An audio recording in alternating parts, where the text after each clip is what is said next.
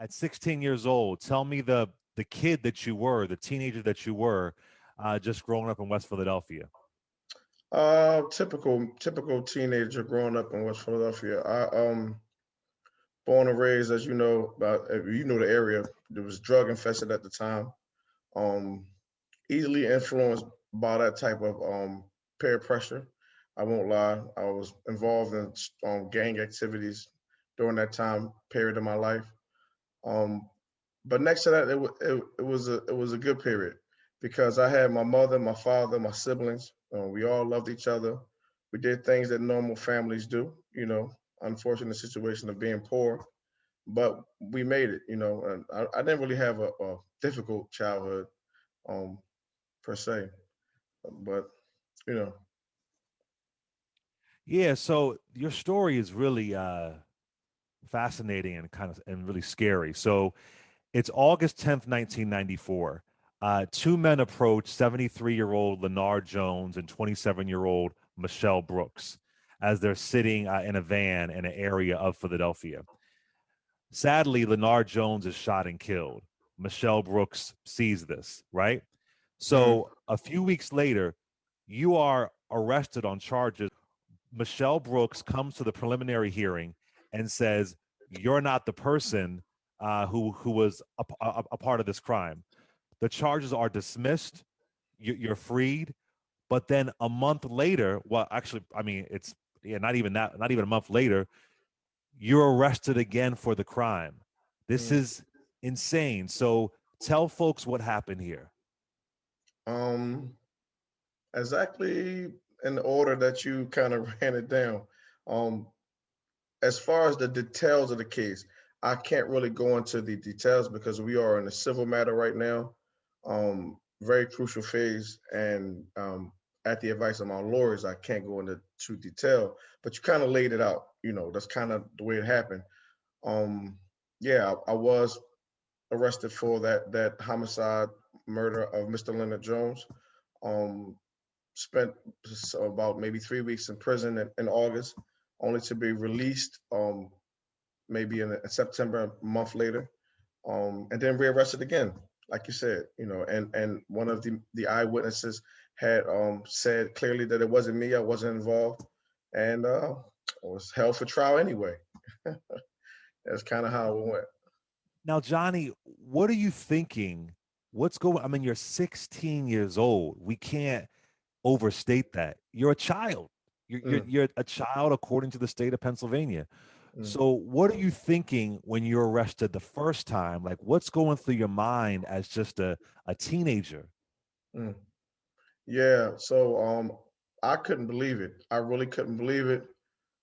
It was like it was surreal. It was like I was living somebody else's life. It was horrible.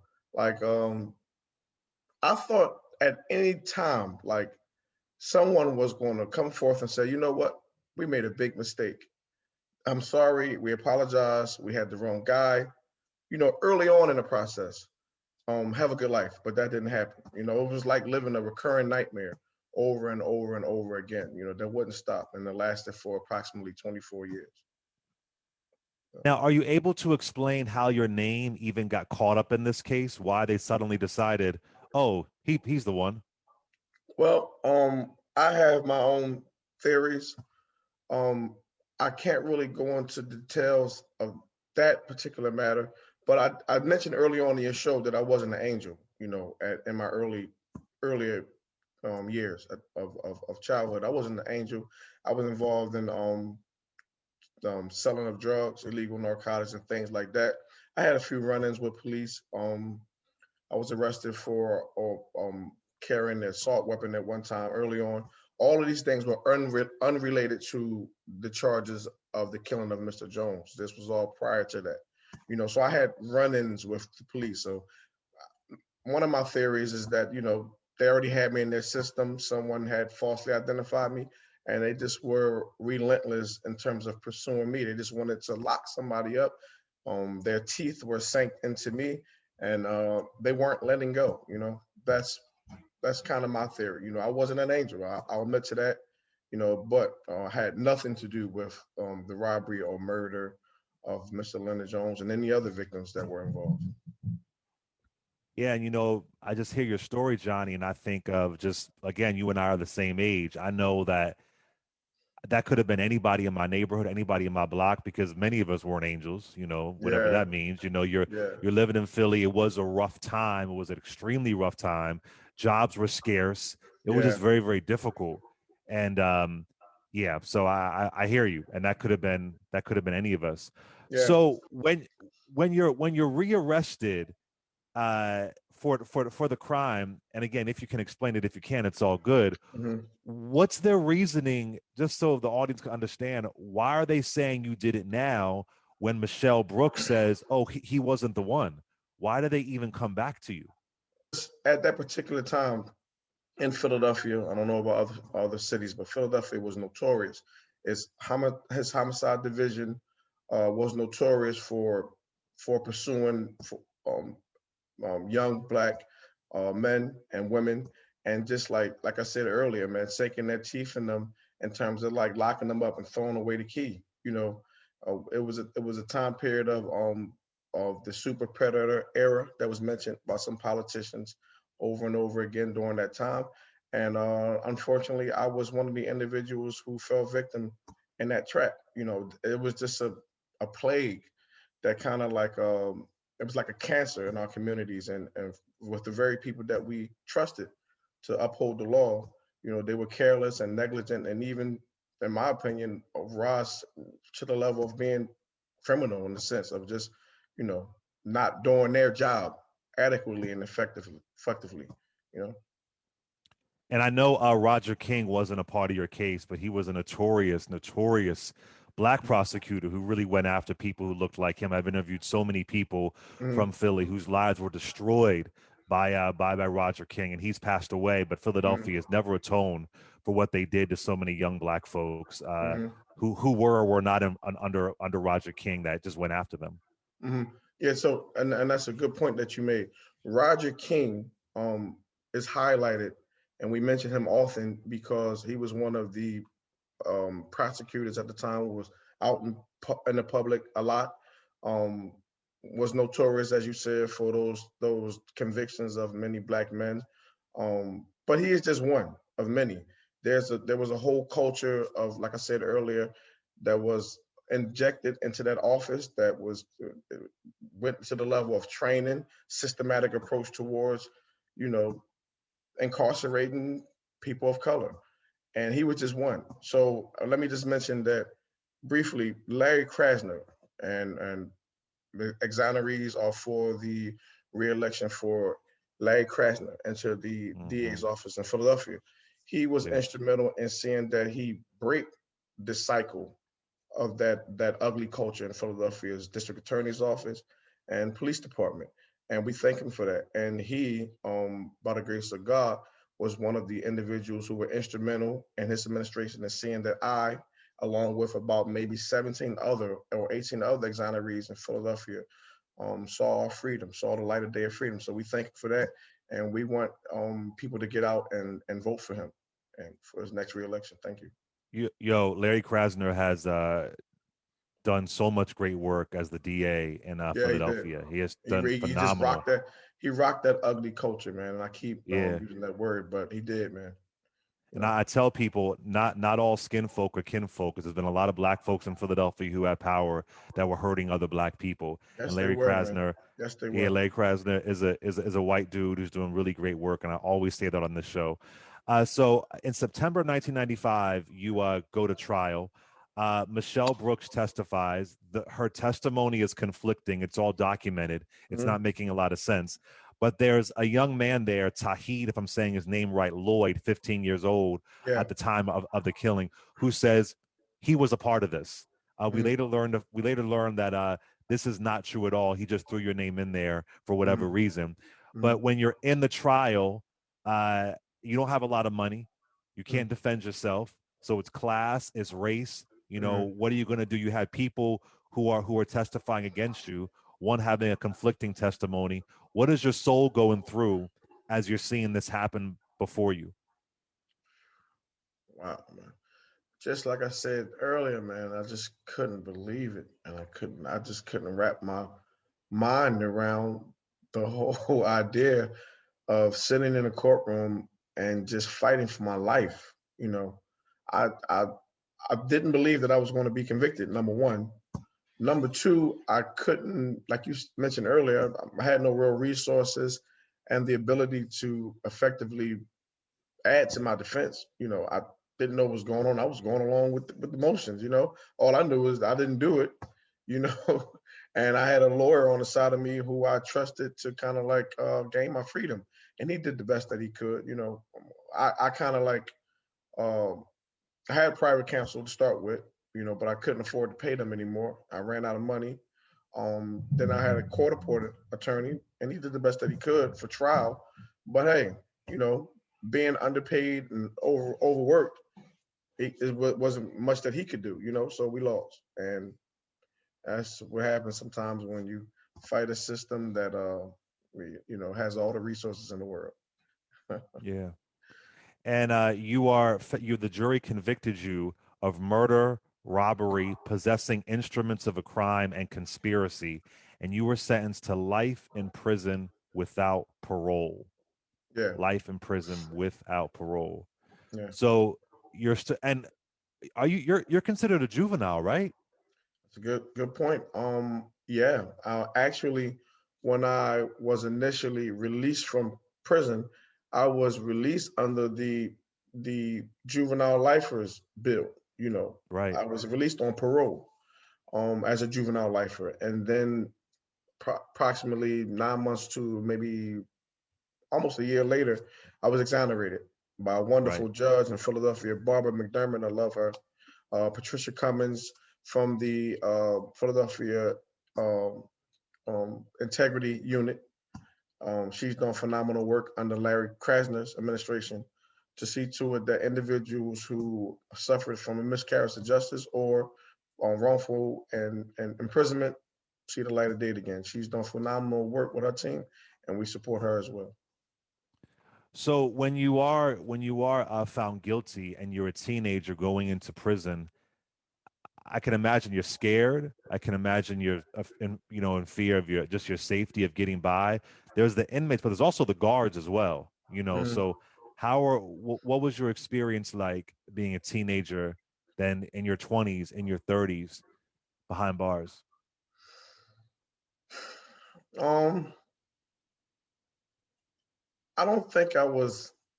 I think it was maybe few periods where I was kind of scared, for being in there, amongst people that I didn't know, um, at the possibility of possibly getting hurt or some things like that. But I wasn't really scared of just, being in prison. I was more so scared for the idea of not being released and not being exonerated, and then the hard work that I knew I had in front of me.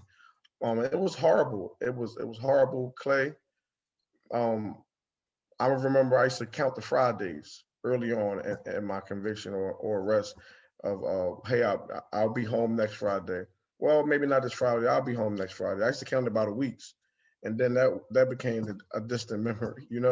So it was difficult for me.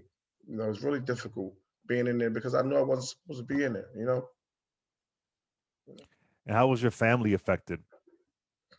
My family was affected just as I was affected. They lost. It was member of their family. It's powerless. Just having the overall sense of not being able to help the person that you love. And I'm a firm believer. My mother has passed away. My brother was murdered while I was in there. I'm a firm believer that people can be affected by a broken heart. My father turned to drugs heavily. Never saw my father take drugs. My father started using crack, you know, because he couldn't help his children, defenseless at a tyrant type of system, you know. And my mother went to drinking like heavily. I'm talking about she fell into a deep depression. My sisters cried and cried and cried, you know, that their older brother was gone.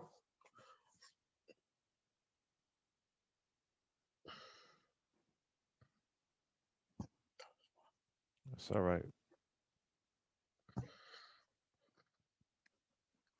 Yeah, I'm sorry, brother. I appreciate you sharing the story because people need to know about this. Yeah, yeah. I don't usually cry. I don't usually like think about it, but when I think about my mom, that's that's the part.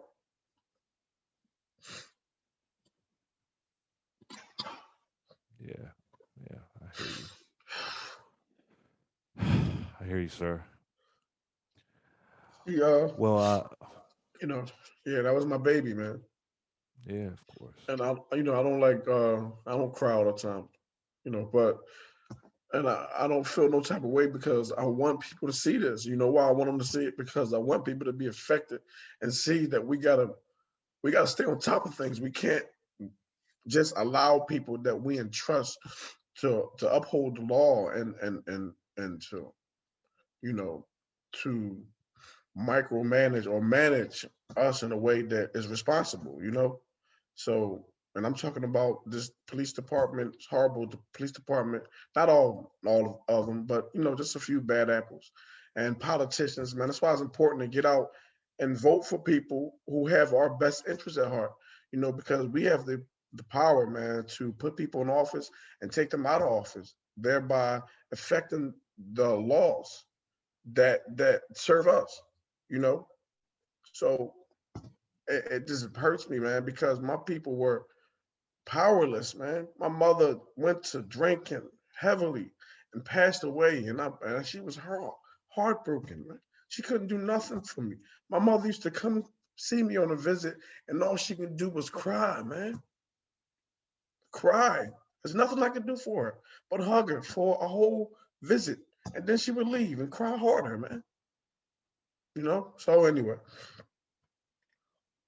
Listen, what you're saying is important because it's not just about voting for the president, for the vice president. It's yeah, about voting for yeah, the DA. yeah, It's about man. voting locally, Yeah, and local politics, man. It's important. yeah, that's what You it's know. about. So sadly, after years, your convictions were upheld. Even you're putting in an appeal, Yeah. but then you receive a letter from Tahid Lloyd admitting that he lied and you were not involved in the crime. This happens in 2002. In Mm. 2004, he signed an affidavit saying that he lied and he implicated you because he believed that you told on him in a juvenile detention center. Do I have that right? Yeah, yeah. That's it's pretty accurate. Which which is crazy. That I mean, Yeah, I don't know. yeah, Uh, Now, however, with all that said, do I have this right? He admits it in 2004 that he lied, but you aren't released until 2018. Again, I don't mhm. want to affect your case, but if you can, it's all good. Can you explain why the hell are you? Does he admit that he lied in 2004, but you aren't released until 14 years later? And to that answer, I have no idea, man. I have no idea. I mean, I sat there. I thought I was gone in 2004. I thought, man, I had my bags packed. I thought I was out of there. And it wasn't until, as you mentioned, 2018 sometimes that I was released. I had no idea. I had to continue fighting and fighting and fighting, you know, to gain my freedom. Yeah. Yeah. And the only reason why you are released is because the U.S. Supreme Court ruled that mandatory life sentences without parole is unconstitutional. So that's the reason why you are released, right? And how many years did you spend behind bars? 23, 23 years and a few months. 23 years. But your sentence is later vacated. You're fully exonerated. Hmm. So tell us about that moment. And that you kind of said it before. Let's just summarize that. Oh You're man, that finally was, vacated. oh man, I can't even. The funny thing is this: when I was exonerated, before I told you, wonderful judge Barbara McDermott, I love her. I hope they get an opportunity to talk to her again. Um, when I was exonerated, it felt it felt like a just a typical day in the courtroom. it didn't take long. The judge ran out or read out the decree. Um, the district attorney had agreed. Everybody acknowledged that that process to take place, and she said, "Mr. Barry, have a good life." And it was on to the next case. It was as simple as that, man. I think it took maybe about 15 minutes, man.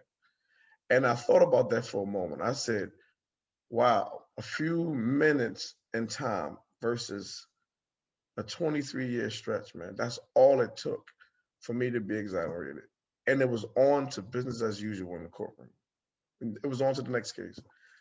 Mm. I, I mean, the feeling was like nothing I've ever felt in my life because that's what I had longed for that long period of misery.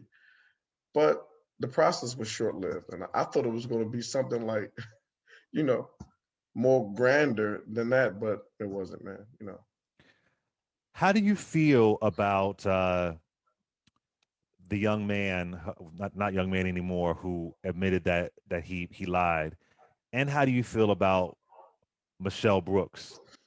Do you feel like is there frustration there, or do you feel like they were affected being a part of the system as well?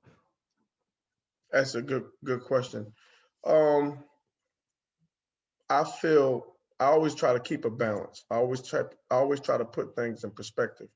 And I try largely not to be moved by my emotion. So I feel that they too, as you mentioned, were affected by the system. If you go back and you look at me, I didn't know Tahid Lloyd personally. The only time I met him was when we were incarcerated, but didn't know him prior to that or anything like that. But just knowing a Oh wait, little bit hold of up, sir. I'm sorry. I'm sorry. I didn't know that. You yeah. had no connection with him Oh no, until no, you were incarcerated? You didn't no, even sir. know the brother? Never knew him. Wow. Never knew him. Never knew him. Never saw him in my life.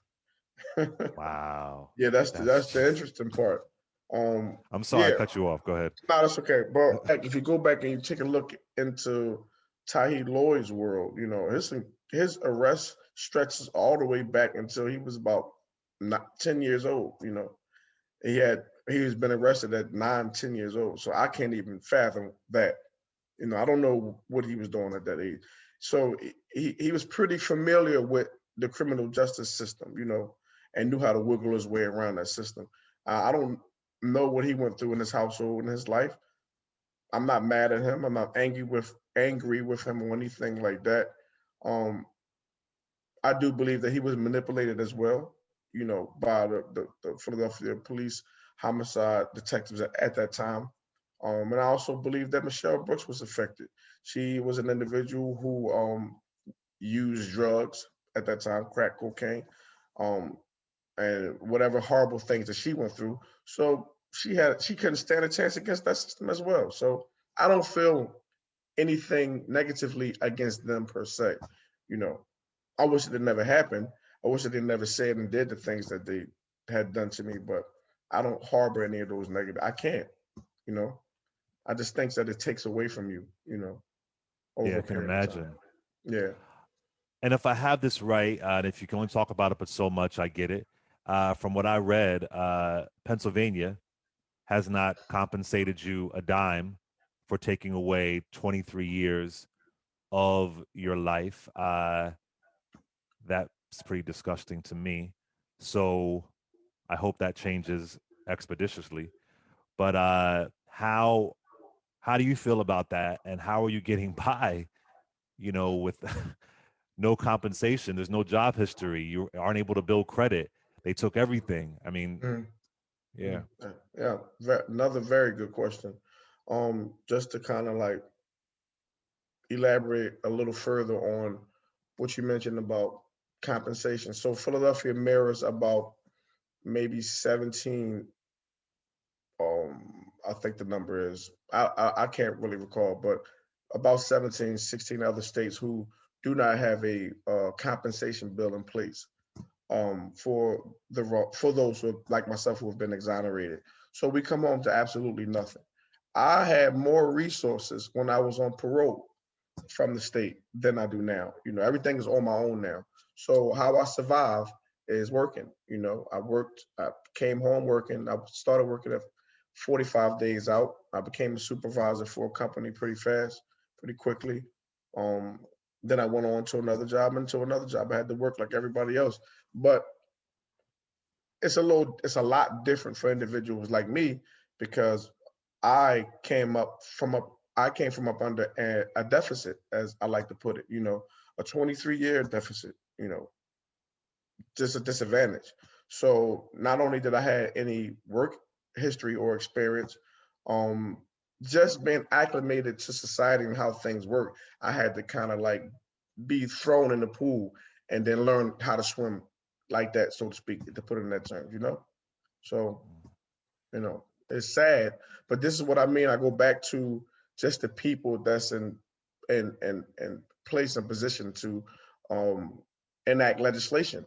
So why is it that in Philadelphia we have about maybe 17, I think 18 exonerees in the past 2.5 years, but no compensation bill in place to help us and then people to come, because there are more to come. Why? I mean, it's not like they don't know this is going on. It's just that's why it's important for us to get out and vote for the people who have our best interests at heart. And when they don't do the right thing, we organize and we mobilize our efforts to get them out of office and put somebody in who will. And that's why exonerees and people who support us are in support of those who support our issues. That's right. That's right. Yeah, Philadelphia, Pennsylvania needs to change that. It's really considering the It's Frank just Rizzo years that could go on. And for those who aren't from it's just Philly, ugly, man. It's I ugly. mean, you would It's think sad. Philly was Mississippi. I mean, it's just I'm insane. I'm telling you, telling Yeah, you. Yeah. just wild. I do got to ask you this though, because we talk about the numbers and the time and 23 years, and you've been out for I guess approximately 3 years or so now. How do you get through the trauma? How do you get through just you're free now, which is a beautiful thing, but how do you get through the PTSD? Mm, I would assume you have that, right? I'm So how telling do you. you just and then the world is crazy as it is, Hmm. crazy people and police officers and unarmed men being shot. So how do you get by the trauma of being behind those bars and now being out here on the streets? Yeah. So, well, let me just say this. Recently, I have just decided to see a therapist, and I think my first session begins today. Actually, you know, um, Nice. and just trial and error, man. A lot of my growth and development and healing and things like that went by way of just keeping a relationship to a higher power, God that I believe in, and just staying connected to people who care and want to see me succeed and want to see me do well. And also, on top of that, bearing in mind that people are watching me and watching what I do. And so I'm example, you know, to other people on how to come out from being incarcerated for a period of time and then live a productive life. So I try to keep those things in mind and just do it on my own, man. You know, I, as a lot of this is done on my own. I don't really, nobody can really help a person like me navigate their way out in society in a way that we are supposed to do. We got to do that on our own, and we can receive help. Like I mentioned earlier. But a lot of this is just trial and error, man. You know. I can imagine. I can imagine. Is there anything you want to leave our audience with, just when it comes to the stories of exonerees, or if somebody is going through this right now and they have somebody in their family who is behind bars and they know they're there wrongfully? Is there anything you want to leave us with? Yeah, man. Just like, well, to answer the first part of the second part of the question, don't leave your family members. It's hard.